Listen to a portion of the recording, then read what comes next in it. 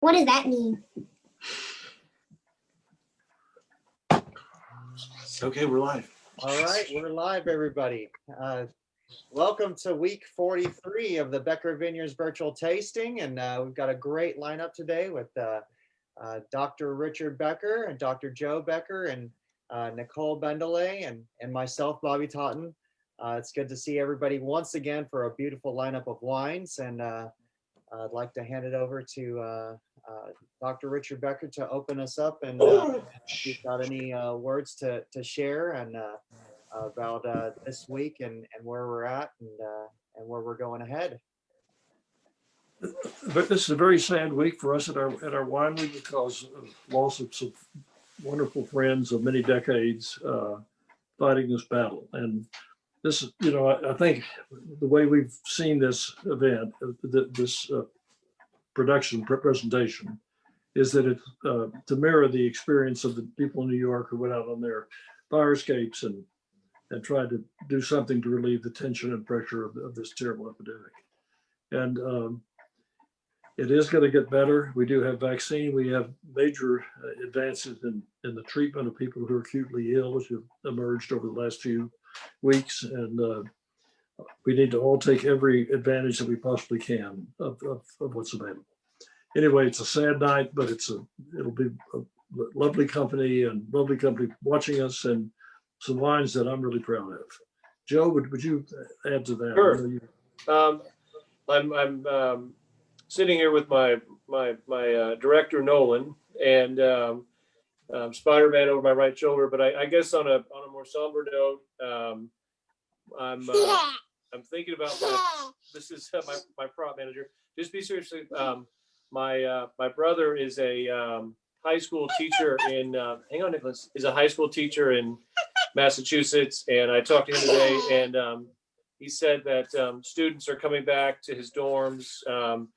We don't just to mention my brother's very probably one of the best teachers the Tabor Academy's ever had. He's a wonderful basketball coach, and just thinking about him having lost some family members of one of my child's teacher, and I've got my boys, but just feel very lucky to sit here with my family and sit here and be able to keep doing this with you guys every week. So anyways, thank you. Great. Okay. I agree. I think that having this is great to be able to sit together, to enjoy great wine together, and to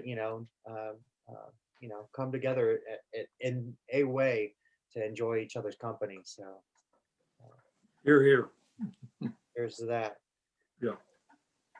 So I think with our lineup tonight, I think what we're going to do is we're going to start off with some Prairie Cuvee, which is a beautiful white wine that really enjoy.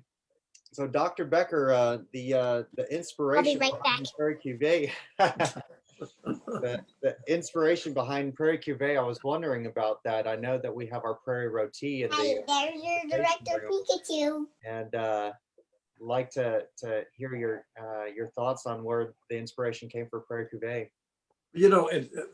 I think just trying to beginning to grow grapes, planting them first in '92, and trying to understand how the various fruit is expressed in Texas. And I think just more and more under the spell of how well and how good the Rhone grapes do in our part of the world. Syrah, Mourvèdre, Grenache, Viognier. And so I thought it would be fun and we initially did plant Marsanne and Roussanne because I love the Hermitage Blanc. And this is a white blend of Roussanne and Marsanne made from these grapes in the Northern Rhone Valley. And they're both native to the Northern Rhone Valley. Most of the other grapes that we taste are either grapes that evolved from a cross, or more commonly were brought 1,000 years ago or 2,000 years ago into that part of France by the Greeks or the Romans or Phoenicians or many other people whose armies crossed that part of the world. But the more that I taste these wines, and I'd love to know what Nichole thinks, the more I think Nichole, that these white grapes, Viognier, Roussanne, and Marsanne, either blended together or taken separately, are wonderful in Texas. I think they rival, the white grapes, the white wines that are produced in that part of the world. I agree with that. And they do well with our intense heat. And I think they really show themselves with a lot of depth. I think this blend is a fun blend. And as far as aromatics, I think the thing that stands out to me is like a lot of white floral notes, maybe like peony, gardenia. There's also some fun vanilla notes on the nose. And then being able to take a sip of it, I think I pick up some nectarine, some peach. There's a little bit of lime notes to it. Also some apples. It's got Yes, it does. not quite like a gala apple, not quite as crisp as that, but it got some fun acidity. And I think great, like if you're doing some kind of seafood. And then also cheeses that are really rich and creamy. Mm-hmm. Like some of And the I think- brie Sorry, and Nicole. goat cheeses. Oh, sorry. No, go ahead. Sorry. And a little bit of some of the soft goat cheeses, I think would go well with it.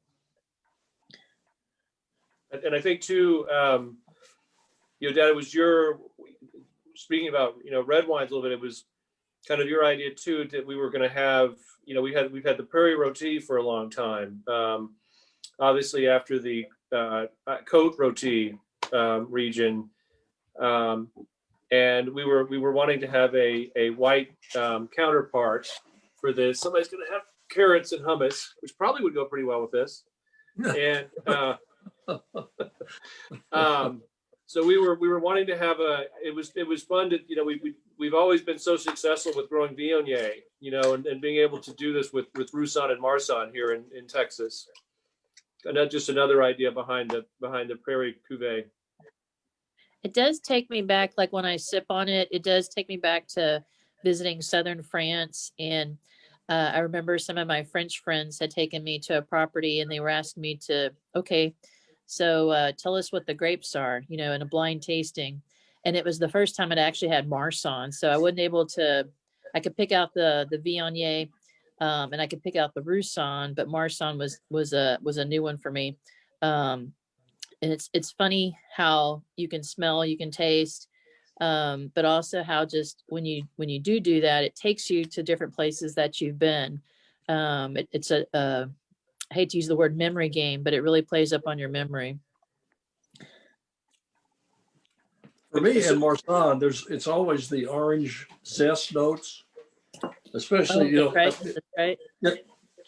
and a lot of the blends in the Northern Rhone, they're maybe 80% Roussanne, 80% Marsanne, and about 20% Roussanne. And the Marsanne has the orange zest notes that I can always pick out. And this also has saline. Sommeliers talk about a character of saline in the taste.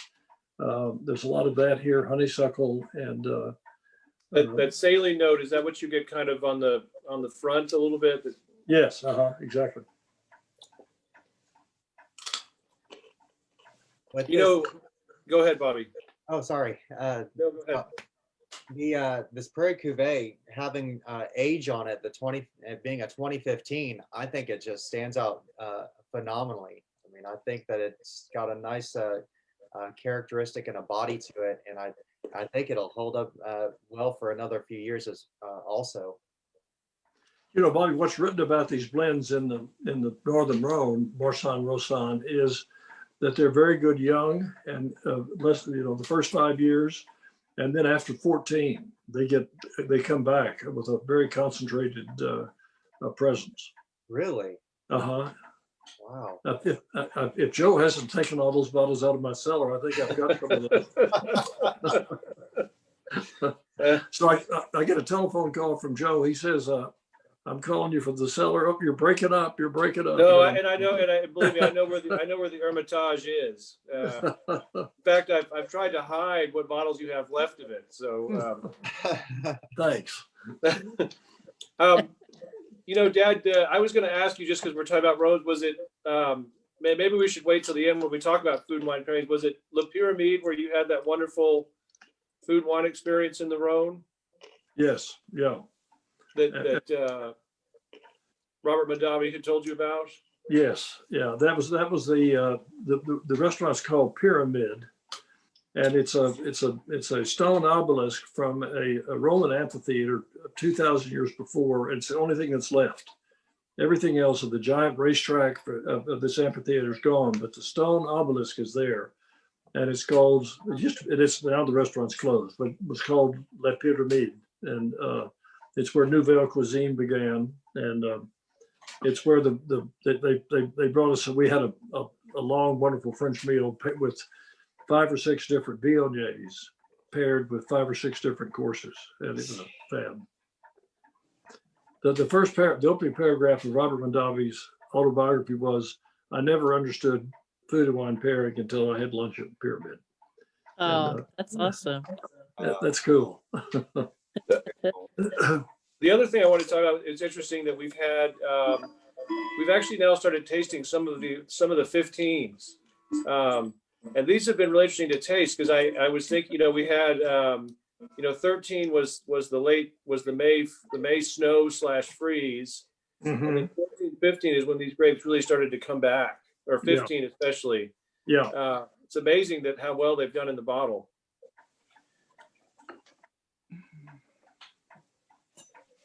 I'm very pleased with it. Fun and interesting how acidity plays a part in longevity as well. Yeah. I remember first having like wines that were higher in acidity, and it's easy to think, oh, not my palate, but then realizing the importance of that you do need acidity in wine, but then also let's see, traditionally in the world, the food demands what the wine will be. Then of course in the United States we have a wide variety of foods and a wide variety of wines to go with that. But it's been fun to learn more about acidity and its importance in the wine world. You bet. I couldn't agree more, John. So What you're missing this evening, but we'll try to take up for them, when we first always need more Irish humor. Sorry, go ahead. Yeah. When we first started planting Viognier, and I think some people in California tasted it, and this group of people in the United States called the Rhone Rangers, mainly California, but in a lot of other places, were just forming in the 80s and 90s, and people who were planting Roussanne, Marsanne, Viognier, and making wines, and also the red Rhones also, and rosés from Cinsault and Mourvèdre. And they invited us to one of their meetings, which I couldn't go to, but they wanted us to come bring our Viognier that we had made then, and that would have been great fun to have met them. I just didn't get to do it. I don't know if they're still active. Anybody know about that? Rhone Ranger still going? I think they are. I believe, don't they have a website and I don't think they're as prominent as they once were, but the other thing I think that's interesting was not the vintage, but just while we're talking about our white Rhones, 15 was the year that the 3 Texas wines won the gold medal and silver for Viognier in the wine competition in Lyon in France. Right. And we were silver, and it's kind of a Paris tasting for our part of the world, so to speak. And I know John loves to be reminded of that as much as we can. And Bobby, you said this won a gold medal in the San Francisco wine competition? Yes, the Prairie sir. Cuvee 15? 2019 San Francisco wine competition, gold medal, which I can see why. It's just a very beautiful wine. So, yeah. And it's a gorgeous label. This is another Tony Bell painting, and it's Nolan's checking out. It's a wonderful, I think a wonderful scene, a wonderful prairie picture. Yes, that's it, Nolan.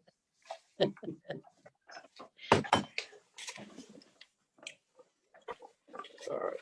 I know there are moments where people would come in to the tasting room asking about the Cuvee, whether it be a sparkling wine, which in That's different marketplaces, in the marketplace, you'd see Cuvee and it's on sparkling wines, but I'd have to remind them that Cuvee means blend in French.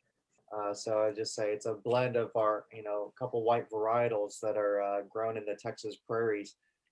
So being our Marsanne and Roussanne, so it's kind of a play on that prairie roti where the Côte roti where the sun-drenched hillsides where we don't have our grapes growing on hillsides around here in Texas. It's a little flatter. But yeah, it's I think that kind of showcases well that the prairies of Texas with this wine.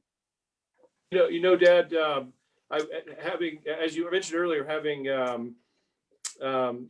snuck a few Hermitage bottles out of your wine cellar. You have some older ones that I'm aware of. You may not be, but I am. That have aged quite well, kind of in the direction this is going. That's proprietary information. I'd be happy to describe it to you. I may have, I think I've left some of the younger ones for you. Thanks. Awesome. Also the other point about these white grapes from the Northern Rhone, they're frequently blended with Syrah and Grenache, 5 to 15%, as a way to enhance the fruit character of the flavor. It's a common practice in the Northern Rhone. Really? And actually we've done that. Nichole, do you know about this? But I think, and Joe, I know Joe does, but several of our wines, John has added Viognier or Roussanne or Marsanne with that's right. That's right. It incredibly enhances the aromatic profile. Yeah, it really brings out because when you taste these wines, they have just such wonderful, rich mouthfeel, as John would say, and I feel like it adds a little bit of that to the body of those red wines as well. Mm-hmm. Great. Lots of pear here. Yeah. Yeah. Yeah, I kind of get a little bit of butterscotch on the finish too. Kind of. I agree. Richness. Beautiful wine. So is there anything else that we wanted to share about this wine before we go on to our Ranger? Sounds good. I just I love the etymology of these grapes. And Marsanne is named for the Abbey of Marsanne and in the little village of Marsanne. Really? But it's native to that region. And Roussanne, if we talked about a week or two ago, is named for the word roux, which means reddish brown in French, because there's a reddish brown hue to the ripe grape skins prior to harvest. But both of these are native to the Northern Rhone Valley. It's fun to have them doing well in Texas. So does the Roussanne also go through that color change experience right before it's ready to be harvested? Yes, Roussanne does. So that's where the roux comes from, the reddish brown skin color that begins to appear. It's not a red grape, but it's a pigment change in the skin. Wow. Oh, cool. Very nice. All right. Well, we got a beautiful wine to go to next with our Ranger Haze from 2017 vintage, which is the wine formerly known as Raven, where people come in and ask about it all the time. Where's that Raven wine we're here years ago, and there's just one wine. It's called the Raven, and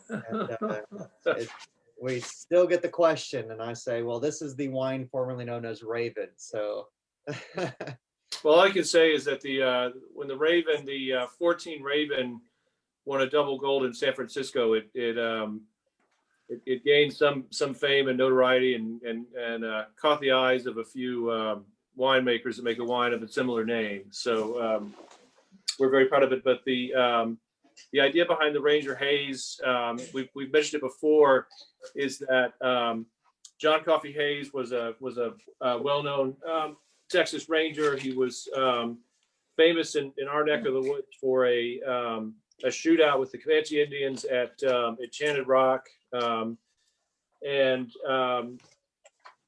we can get to that story in a little bit, but a close family friend of ours and a well-known sculptor in Texas named Clay Dahlberg made an absolutely beautiful sculpture depicting John Coffey Hayes, where you can see it on the label, but he's kneeling or leaning forward on a rock. The incredible detail on it that you can see, and it ties to our property because he surveyed our property in the 19th century and had a claim on it.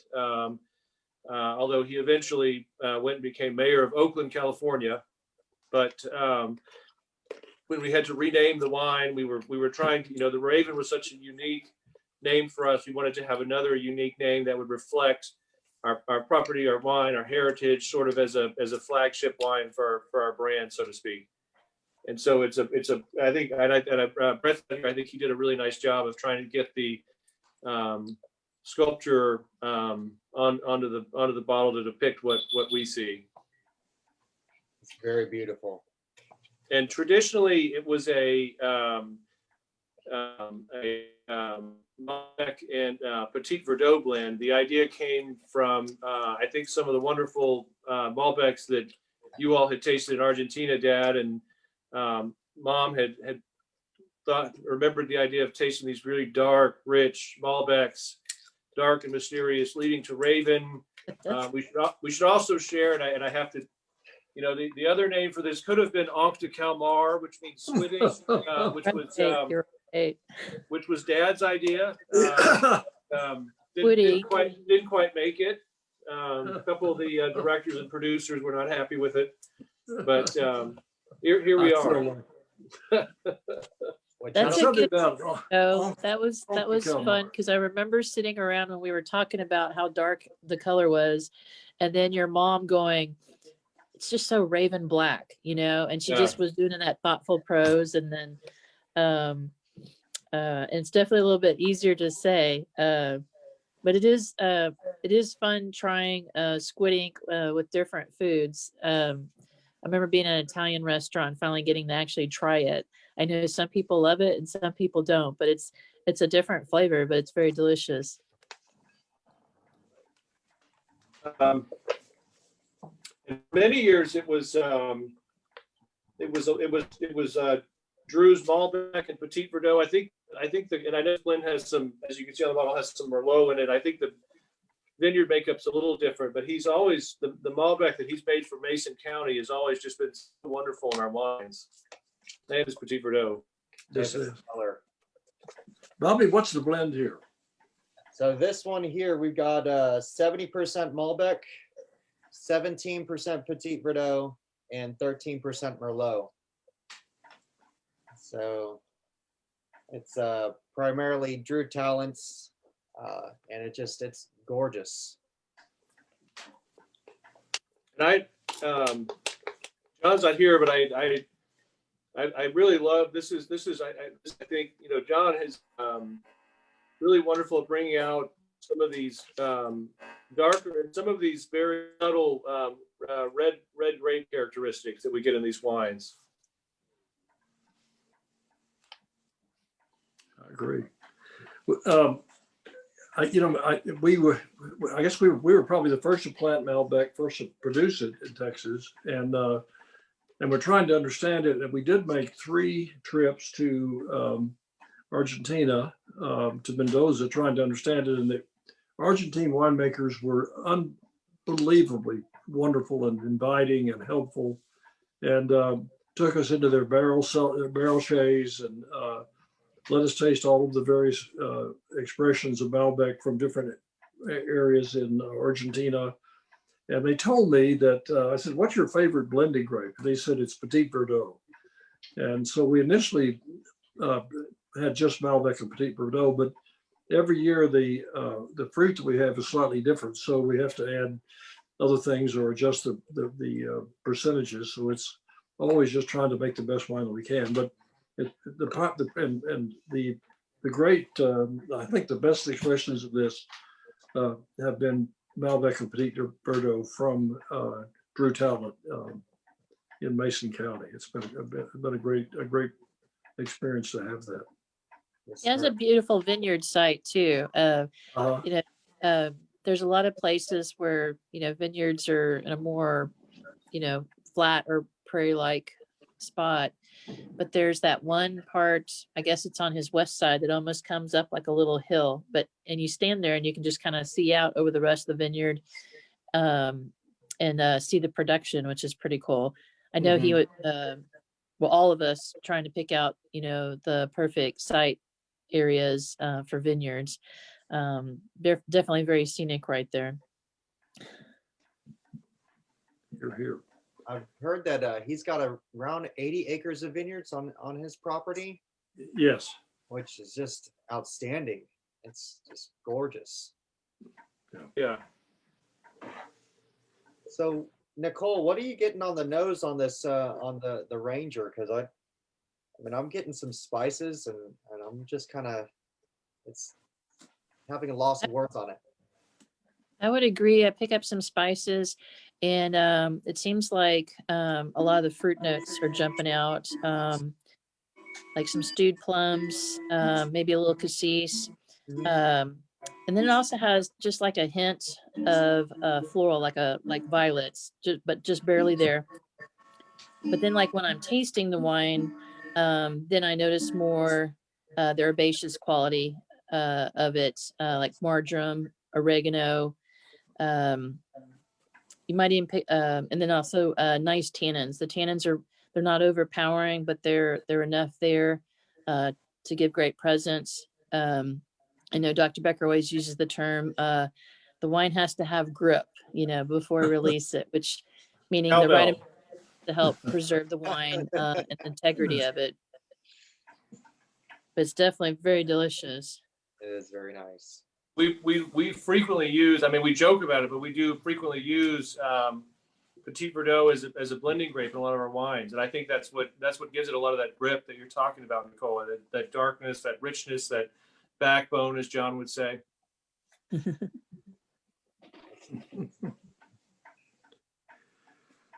For me, I'm getting a lot of dark cherry, a lot of raspberry.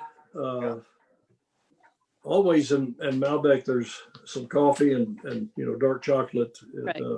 I think that's some of here, but this is really a really rich wine. I love the way it's coming together. I think over 2 years in barrel, isn't that right, Bobby? And Yes, sir. Yeah. French and American oak. It's interesting to me because I feel like when we first blended this, when we first released it, it was lighter, and I feel like it's gotten darker, it's gotten richer over time. Yeah. And I wonder if that's the Petit Verdot or maybe a little bit of the Merlot that he added to this.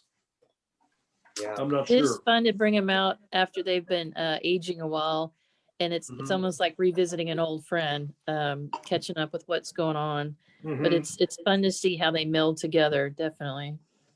Yeah. We're actually in the process of blending a newer vintage of Ranger Haze, and it's been interesting. We've been even thinking about adding a little bit of Tannat to it. And I think it's Drew's Tannat to build it up a little bit. So it's, but this is the darker, richer style that we were going through with this type of wine since we had the idea for the Raven. We're always talking about whether to add more cowbell to our wine, and that's usually a Petit Verdot, but Tannat is like the bass drum. So how much big bertha do you want your wine? The University of Texas band. I think maybe just one thump will do it. And Charbonneau. Charbonneau is a thought. Very big. Dad, you are pretty similar to Christopher Walken. Thanks. We've been begging Drew to grow Charbonneau. I think he planted some. Yeah, we're doing it. Yeah. I think John talked him into it. That'll be fun. So yeah, this I saw this one won an award for this year's Houston Livestock Show and Rodeo as well, silver medal. So And San Francisco, did you say also won silver medal? yes, sir, for 2020 San Francisco Chronicle as well. That's good. It's really nice. So I know you were talking about we're kind of talking about the Civil War and the between the for Captain Silas Totten last week, and I kept telling everybody that I get my thesis together. But I did see the Battle of Dove Creek and went through the Texas State Historical Archives, and there's a lot of rich information on that site, and I think it was great to kind of see a little bit of the history. Uh-huh. But I think my great grandfather was, we always talk about, was the sheriff of Mason County, right after the Civil War. Really? And yeah, and what we think was may have had, or was it he that we thought was he was before the Civil War, right, Dad, in Mason County? Well, our your great grandfather was married in Mason and Brady in 1859, and then died probably in Gettysburg in 1863 with the Texas Brigade. And then his son became sheriff of in Mason County. Okay. Right. Some rich history. It's amazing how much people moved around in those days too. It wasn't easy traveling, but the distances that they moved to and started different lives. Depends on who's chasing you. Good point. Yeah, that's right. That's right. Like, should I pioneer or should I settle? better keep rolling. Right, exactly. So my director here has lost interest in our wine discussion and has moved on to reading a book. So maybe he's trying to make a subtle point here. All right. The Ranger, of course, beautiful. I think it's developing well.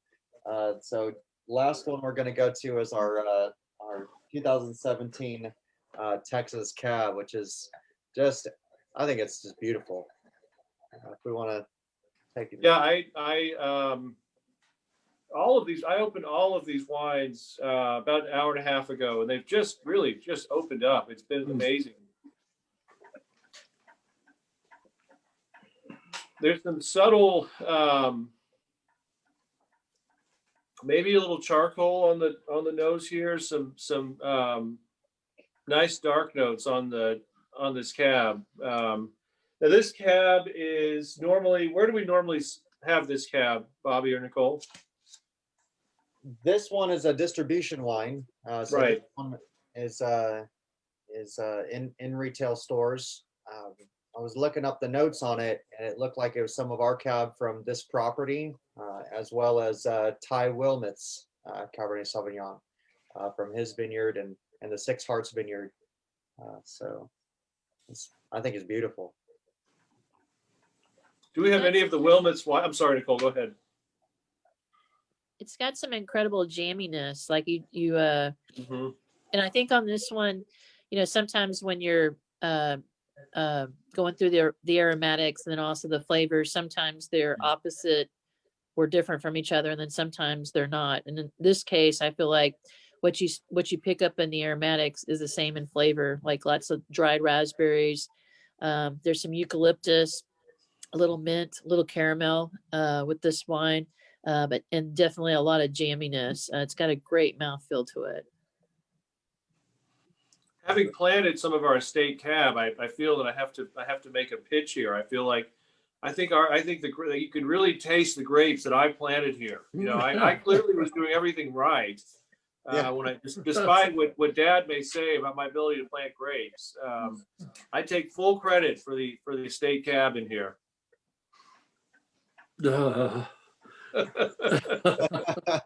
So to our guests that are watching, Joe is right. Joe has definitely been very hands-on, which must be really exciting also to Joe and the Beckers, seeing where everything started from these small vines, and then now large vines, trellised, and then being able to see the fruit of the labor, so to speak. Right. Yeah, no, I was thinking, we joke about it, and if John were here, he would want me to tell the story ad nauseum about, every time. I usually add a few things every time. I of course remember more things as I tell the story. About Dad having the heater on full blast, and it was 15 degrees below. No, it was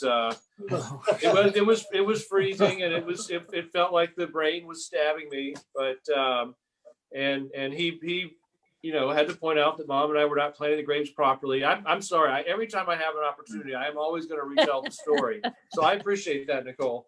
Me too, Nichole. Yeah. And I also That's just the important thing is you don't listen to your father. You do what you think is right, and usually it works out. But also, what was that one summer where you and your cousin Andrew, y'all had to go up to the other vineyard, and was there some equipment, something broke, but I remember. No, it was we used to have a property in Ballinger, Texas. It was actually a very pretty vineyard. It had some wonderful Riesling and Gewürztraminer, and so we would, the typical harvest day in Texas is, waking up at 3 or 4 in the morning, because we didn't have a mechanical harvester for a few years. At that time, we'd just gotten our mechanical harvester, so we would finish harvesting in Fredericksburg. The actual harvesting you finish at 10 in the morning, but then most of the day is spent, processing, taking, pumping over the juice and from the grapes that you've harvested in prior days, cleaning and sterilizing everything, so the day doesn't end till 10 or 11 at night, and then hopping in a car and with my cousin and the catcher on my high school baseball team, and or my brother, and then driving 2.5 hours up to Ballinger, where I think that was like the Stonewall Inn or something, and tiny motel, and if you hope that we'd call them in advance. They could turn on the air conditioner. Otherwise, you went into a 95-degree room at 1 or 2 in the morning. They charged $1 for early turn on the air conditioning. They did, and it was the Desert Inn, which like either Las Vegas or Ballinger. You get your charge. I've tried to repress these memories. It's all a labor of love, right? That's right. No, and I don't remember his name. We had a guy who used to operate the vineyard for us a long time ago, and we woke up, got there at 5 in the morning, ready to go, and the tractor broke down, and 2 hours later we were going, and but we spent a lot of weeks up there getting that vineyard going, but those were hard days and hard nights, and I can say, having I used to have a sign in medical school and residency that no matter how hard I thought my days were, I never thought that they were as hard as they were when I had to do those harvest days in Fredericksburg, and going up to Ballinger, Texas, and coming back, and on not much sleep. Wow. And one time I had to drive. We had a mechanical harvester, and I was probably 16 or 17, barely had a driver's license, and we had our original mechanical harvester, and we had a big truck with a dually, and we had a 32-foot trailer that we pulled it on, and we were loading the harvester up onto the trailer, and the gentleman that was helping us, unfortunately, had was so hot, had heat stroke and passed out, had to go inside the house and lie down. So here I was, and my cousin no idea how to do this, but somehow we got the harvester up on this 32-foot trailer and had it all chained down, but then driving it through these small Texas towns and making a hard right turn and seeing in the rearview mirror the 32-foot, this gigantic piece of equipment, this mechanical harvester, do this in the rearview mirror. I thought, sure, I thought there are a couple of times we're going through Brady or Mason, or where I thought this thing's going to fall over and it's going to completely destroy City Hall and the county courthouse. And I'm going to be stuck here for the rest of my life. Or I remember there was a hill going up. Gosh, where is that hill? There was a big hill. I think it was outside of Brady. It was 102 degrees or 100, maybe hotter than that. And I thought, I'm gonna blow out a tire. This thing's gonna roll over, and so I think I must have driven 45 to 50 miles per hour on average just to get back to the winery. But somehow I made it. But gosh, thank you for that. Those were things those are fun and scary. It's those memories you look back on at the time. You sort of remember them in a golden way, but at the time you were sort of scared as could be. That's how I feel about those memories. And apparently I was somewhere in a totally air-conditioned environment during all this. So let's not leave that out of the equation. Actually, I think A couple hours south of us. I think you and Mom actually were for that trip. I think you and Mom were getting ready maybe for one of your first, maybe it was Grape Stomp or Lavender Festival. I think you guys were. I think it was one of those weekends where everybody was just sort of working hard. Everybody was taxed. Nichole remembers there was a period of time we didn't want to give people job descriptions because we just needed whatever we could do, whatever you needed to do to get the job done, you did, regardless of your job title. That's and right. I think that was That's one of those right. weekends. All hands It on was deck. probably Labor Day. Absolutely. Probably one of those Labor Day weekends. That was That's one of great those Labor Day weekends. That's right. That's right. That's amazing. And I have to. The other memory I'm sorry. You've got me going. The other No, it's good. No, keep going. the other memory I like to tell is we'd had one. This is the last one I'll share. We'd had one of those weekends where we'd harvested all day, and we were in Fredericksburg, and it was my cousin Andrew, myself, and my first baseman on my high school baseball team. Buying worked beer? No. No. No, we would go to the back of the Walmart and throw the football around. But anyways, so we had worked all day. We got finished probably around midnight, and we went back and we have a cabin in the back, our original homestead cabin, and my mother and father loved antiques, and so they had these wonderful antique rope beds.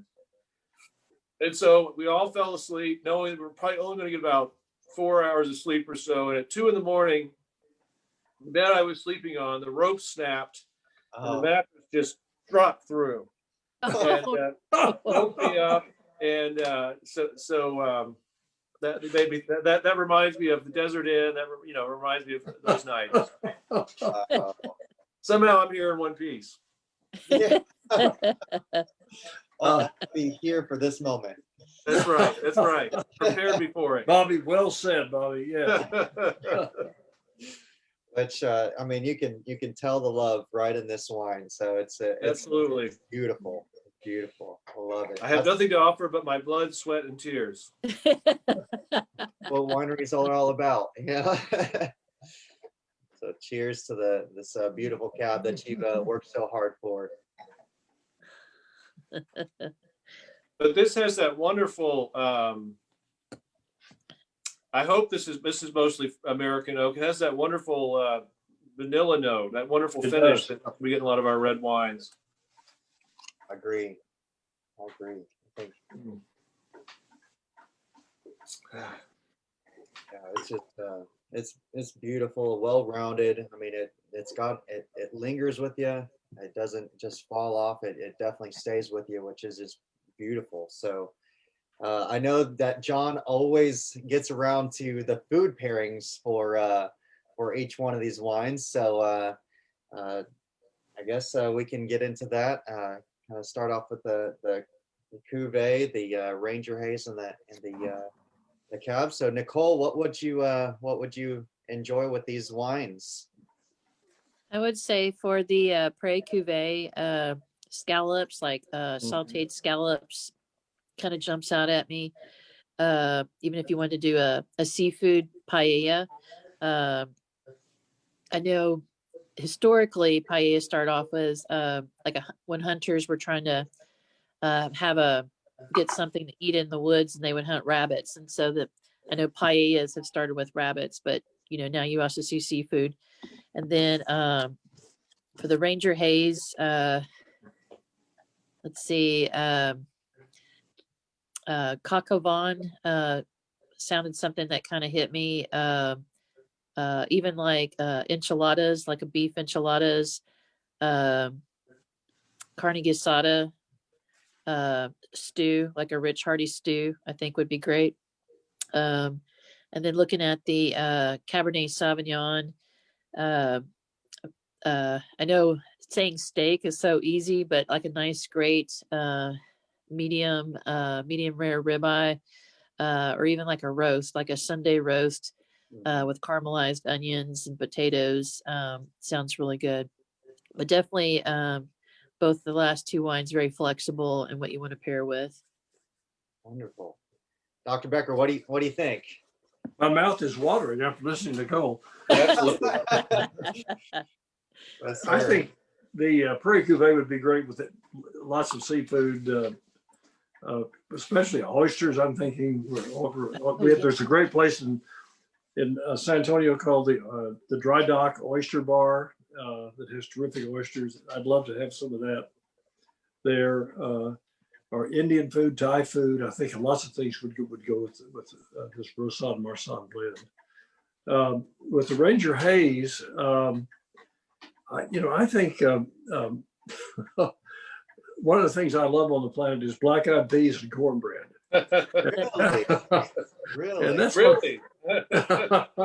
that's what I want to have with that. I mean, it's you don't find it in a lot of restaurant menus. It's because they haven't thought of it. They lack imagination. Right? Would you have ham in it or a pork belly?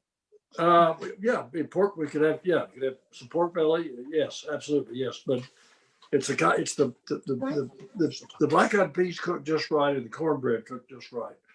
And that's not as easy to do as I'd like. With the Ranger Haze, well, I always think about Malbec, and I think about the food that we had in Argentina, and lots of variations of beef, both for it and for the cab. The Cabernet has so much fruit in it, and again, this is our winemaker's brilliant ability to extract fruit. That this wine needs to be tasted in 10 years. At that point, it's going to be just incredibly rich. I think it's going to be like a great Pomerol, and that's not Prairie cab, but that's the way this is going to taste. And I think just the list is long. I think what Nichole said about great tenderloin would be good. I think some of Tom and Lisa Perini's tenderloin would be fabulous with this.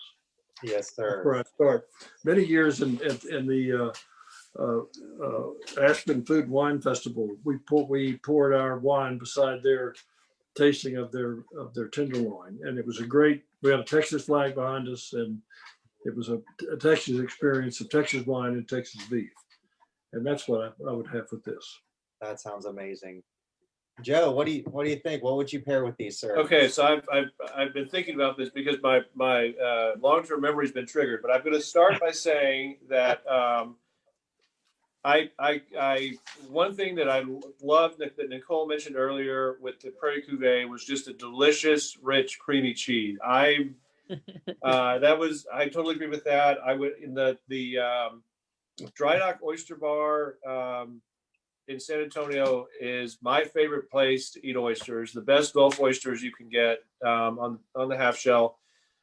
But I'm gonna combine the two reds because one of my favorite memories about Ballinger was one night we had worked. We'd been up there. We were up there. Right, we'd spent a week or two up there, my cousin again, and my first baseman on my baseball team, Russell, trimming the shooters off of the vines in Ballard. It was an older vineyard. We just purchased it, and they have those shooters are the low stems that come off the vines that you have to trim off, and it's hard work. It's back breaking. It's like planting. You're crawling around on your hands and knees in this heavy Texas mud, or not clay, but it's 105 or 106 degrees all day, and we've done that for about 2 weeks. And Mom, Dad, you and Mom had come up and said the vineyard looked pretty where you'd done it. And at the end of the second week, you said, "Why don't you go?"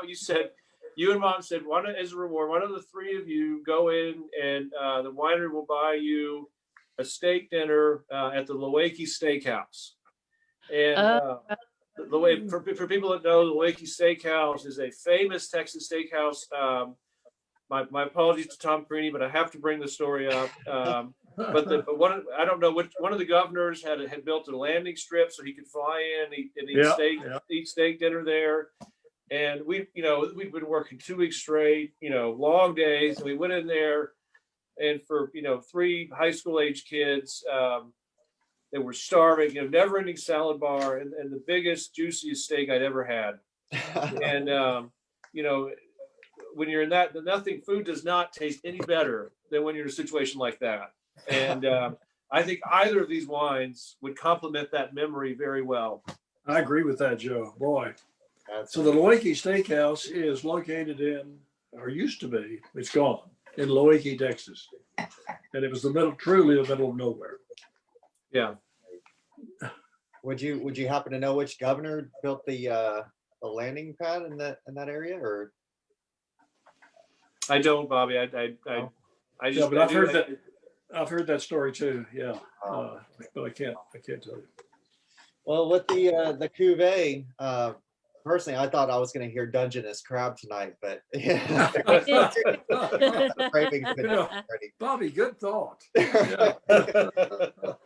I was thinking though myself, either crab cakes or a chicken curry. Prairie Cuvee. With the Ranger, I was thinking an ossobuco. That also would go great with the Ranger, and with the Cab, just a nice barbecue, just prime rib or something like that would go great. So that's my choices for these wines. Cheers. Cheers. Yeah. So next week, we've got a great lineup for next week. We have our, week 44, which we have our Reserve Viognier. We have our Reserve Cab Syrah. And then we have I'm drawing a blank now. Let's see, I packed a few today, so I should know this. Nolan, what will you be doing next week? What do you have going on next week?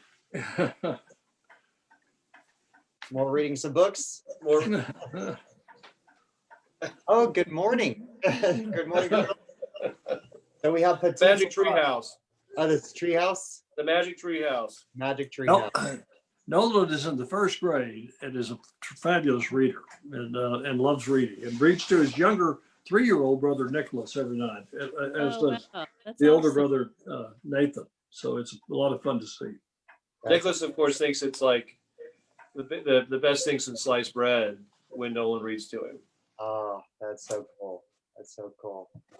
So once again, next week we have Reserve Viognier, Reserve Cab Syrah, and Petite Syrah Reserve 2018. Oh boy, ooh, that's going to be good. Yes, wonderful. Beautiful lineup for next week. Did we have any other words for before we sign off? Any questions out there? I don't know if anybody's been monitoring the chat feed. Honestly, I have not seen any. Heard Gary Clark said, love the stories this week. Thanks. Stay safe and see you next week. I agree with that. I think everybody out there, let's just let's stay safe. Let's stay inside a little bit longer. Let's enjoy these moments a little bit longer. And I think we'll see the light at the end of the tunnel soon. I agree. A lot of days ahead of us. Enjoy our family. I agree, and we'll hopefully see John on next week with us as well, so we can enjoy his his beautiful humor. All right. Well, Sounds good. That's it tonight. Cheers to everybody, and we'll see you next week for week number 44. Wow. Golly. Yeah. Cheers. Cheers, guys.